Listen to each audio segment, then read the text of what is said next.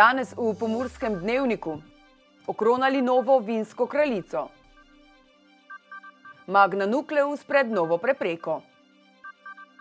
Večina za selitev. Zamenjava kartic.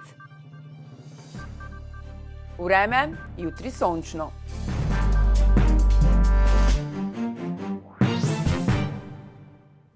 Drage gledalke, cenjeni gledalci, lepo pozdravljeni.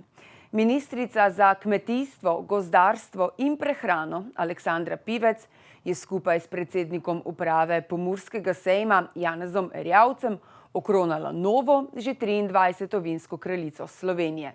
Slovesno so v hotelu Radin v Radencih navdušeno pospremili pokrovitelji institucije Vinska kraljica Slovenije in številni drugi visoki gosti. 23. vinska kraljica Slovenije je postala Meta Frangež, ki na prestol prihaja iz Gornje Radgone, mesta sejmov in penin. Meta je študentka 3. letnika smeri vinogradništvo, vinarstvo in sadjarstvo na Fakulteti za kmetijstvo in biosistemske vede v Mariboru. Prihaja iz družine, ki odlikuje dolgoletna vinogradniška vinska tradicija, še posebej pa je znana po svojih peninah. To je hiša penin Frangež. Z veseljem bom promovirala slovensko vino, širila vinsko kulturo. Moja glavna želja je, da bi se vinska kultura še bolj zvišala, čeprav menim, da je že v Sloveniji kar visoka.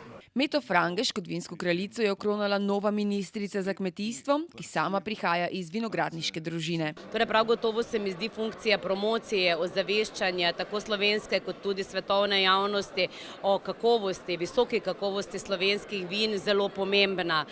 Verjamem, da so do sedaj vse vinske kraljice to funkcijo zelo dobro opravljale in po današnjem nastopu in zgodbi nove vinske kraljice sem zelo prepričana, da bo tudi ona to poslanstvo opravljala zelo dobro. Nosilec in organizator izbora Vinska kraljica Slovenije je Pomurski sejem. Jaz sem na nek način vesel, da je po skoraj četrt stoletja končno prišla na vrsto tudi Gornja Radgona in Radgonsko-Kapelske gorice in da ima tudi ta del Slovenije vinsko kraljico.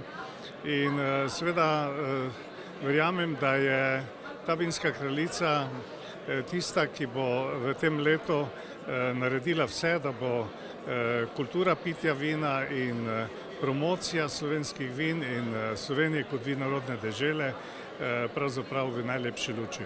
Ena od nalog vinske kraljice je tudi, da ozavešča o kulturi pitja vina. In o vsem, kar je z kulturo pitja vina povezano. Torej naša bogata vinska tradicija, številne življenjske zgodbe, ki se prepletajo z področjem vina in vinarstva. Na to seveda gre navezati tudi tipično slovensko kulinariko in jaz verjamem, da teh zgodb in teh navezav je v Sloveniji res veliko in da vinska kraljica seveda more v svojem poslanstvo tudi zelo pomembno omenjati vse te navezave in vloge in da je to pomemben del tudi ozaveščanja o kulturi pitja vina. In kako bo 23. vinska kraljica Slovenije ozaveščala o kulturi pitja vina? Nagovarjaš ljudi, da spijete kakšen kozarček dobrega, kvalitetnega vina, vendar ne pretiravate. Meta Frangež bo v letu 2019 predstavljala vse 3 slovenske vinorodne dežele, slovenska vina, vinogradništvo, turizem in kulturno dediščino na številnih dogodkih doma in v tujini. Hiter tempo izgradnje novega obrata družbe Magna v občini Hoče - Slivnica se nadaljuje. Bodoča tovarna pa vse bolj dobiva svojo končno podobo. Trenutno poteka testna faza, preizkušanje strojev. Šele po pridobljenem okoljevarstvenem dovoljenju in nato še po obratovalnem dovoljenju bodo lahko zagnali proizvodnjo. V hoški lakirnici Magna Nucleus te dni preizkušajo stroje in dodatno usposabljajo delavce. Takole roboti na primer nanašajo drugi sloj laka na karoserijo športnega terenca znamke Jaguar E-Pace. Robot porabi 3 minute za popolni nanos drugega sloja laka na karoserijo. Gre za testno fazo v lakirnici in ne še poskusno proizvodnjo, a delavci opravljajo naloge, kot bi šlo zares. vse do zadnje kontrolne točke. Wo unsere Mitarbeiter dann die Oberflächenqualität checken und sagen, ob sie gut genug ist oder ob sie noch Nacharbeit brauchen. Prav vodja projekta David Adam, ki bo prevzel vlogo direktorja Magne Nucleus, nas popelje po vseh fazah lakirnice in sproti vedno znova zagotavlja. Za varnost je poskrbljeno. Luft, die durch die Kabine geht, wird hier in diesen Filterboxen durch Kartonfilter gepresst und über diese Filter werden die Lackpartikel wieder ausgefiltert. Tehnologija je po njegovih besedah celo naprednejša od tiste v graški Magni, a na ključu ne prepušča ničesar. V času dopoldanske izmene dežura 5 gasilcev, po 2 pa zvečer in popoldne, ko v lakirnici ni testiranj. Hier ist auch unser Feuerwehrfahrzeug untergebracht. Po 6 karoserij v enem tovornjaku sicer takole prispe iz obrata v Gracu, a šele po pravnomočnem okoljevarstvenem in nato še po obratovalnem dovoljenju bo lahko prišlo do poskusne proizvodnje. Wir hoffen, dass sich das Thema jetzt kurzfristig lösen lässt. Wir gehen davon aus, dass wir unseren Start der Produktion im Quartal 1 2019 machen können. Nad okoljevarstvenim dovoljenjem Magne Nucleus v Hočah namreč visi pritožba. Bo ta ogrozila delovna mesta? Tega se je, kot kaže, zbala domača občina. Gre za prelomni moment. Upam, da čim prej projekt dobi dovoljenje, da začne torej z delom. Trenutno je zaposlenih 140 slovenskih delavcev. Do začetka februarja napovedujejo, da jih bo že 200. Kaj pa obljubljenih 400 delovnih mest? Bis 2022 mindestens 400 Leute hier arbeiten werden und zu dem stehen wir auch weiterhin. Od novih naročil pa je odvisna nadaljna širitev obrata in lakirnice v popolno proizvodnjo. Zgodba o arbitraži v Prekmurju ima srečen in manj srečen konec. Slovenija je namreč v tem delu države nekaj dobila, pa tudi nekaj izgubila. Zdaj se že dosti boljše počutimo, saj vidimo, da se stvari premikajo in smo zadovoljni, pravi Marina Žerdin, prebivalka Mirišča, majhnega zaselka na spornem območju Hotize, ki je po odločitvi arbitražnega sodišča pripadlo Sloveniji. Ker Hrvaška ne priznava odločitve arbitražnega sodišča, domačini v Mirišču še vedno živijo v negotovosti, a pravijo, da so se zadeve vseeno začele premikati.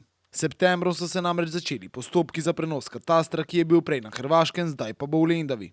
Želja vseh nas, ki živimo na tem območju, pa je, da bo Mirišče ulica pod Hotizo, pravi Žerdinova in dodaja, da so že vložili prošnjo na občino. Mirišče je bilo do zdaj namreč uradno del Brezovec. Če so prebivalci Mirišča odločitev arbitražnega sodišča sprejeli z navdušenjem, pa je 35 razočaranih prebivalcev Razkrižja ostalo na hrvaški strani meje.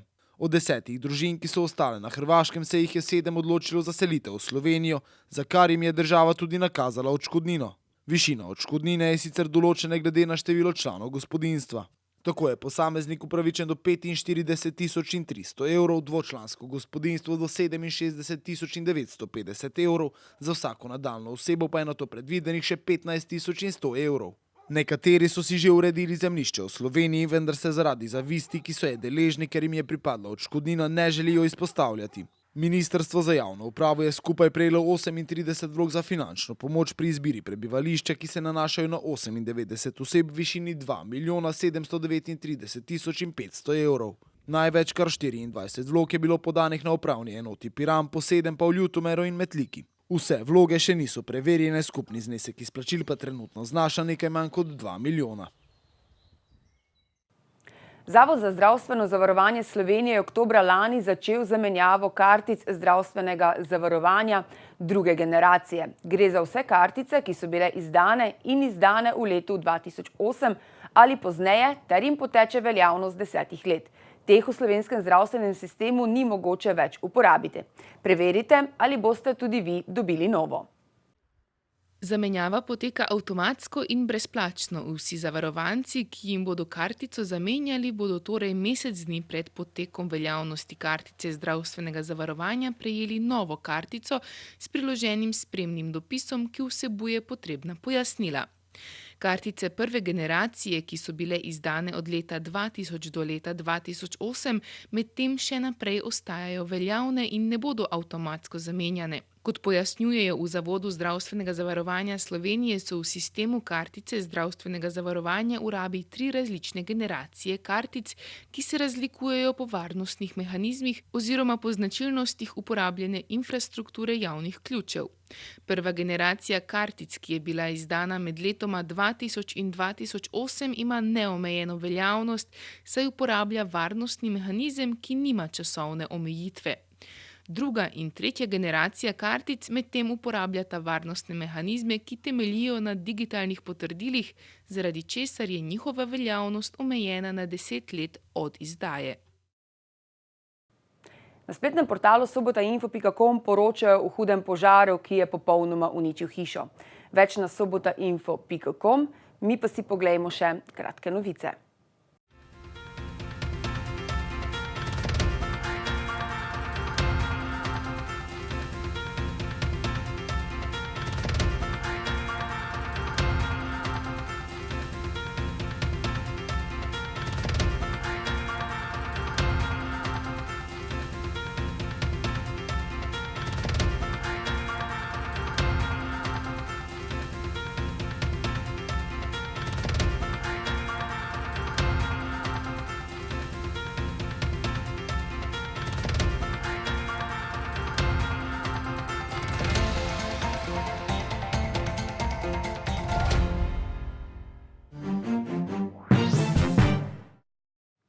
Jutri bo sončno z občasno povečano oblačnostjo, dopoldne bo na severu še pihal okrepljen severni veter.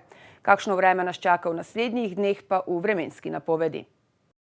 Danes smo imeli sončen dan s temperaturami okrog 10 stopinj Celzija. Opoldne ste v Krajinskem parku Goričko namerili 7, v Lendavi, Radencih in Murski Soboti pa stopinjo več. Jutri bo sončno z občasno povečano oblačnostjo. Dopoldne bo na severu še pihal okrepljen severni veter, popoldne pa bo ponekod zapihal jugozahodnik. Najnižje jutranje temperature v vzhodni Sloveniji se bodo v Murski Soboti in Mariboru gibale okrog 2 stopinj pod ničlo, čez dan pa bodo termometri pokazali 7 stopinj Celzija. V sredo čez dan bo na Primorskem oblačnost naraščala, drugje bo še dokaj jasno. Pihal bo jugozahodni veter. V četrtek bo pretežno oblačno, na vzhodu bo po večini suho, drugod bo občasno deževalo. Še bo pihal jugozahodnik. Temperature v naših krajih se bodo dopoldan gibale med -3 in 3, dnevne pa med 8 in 11 stopinjami Celzija. Toliko smo vam pripravili za danes, več zanimivih vsebin pa najdete na naši spletni strani. Nasvidenje do jutri.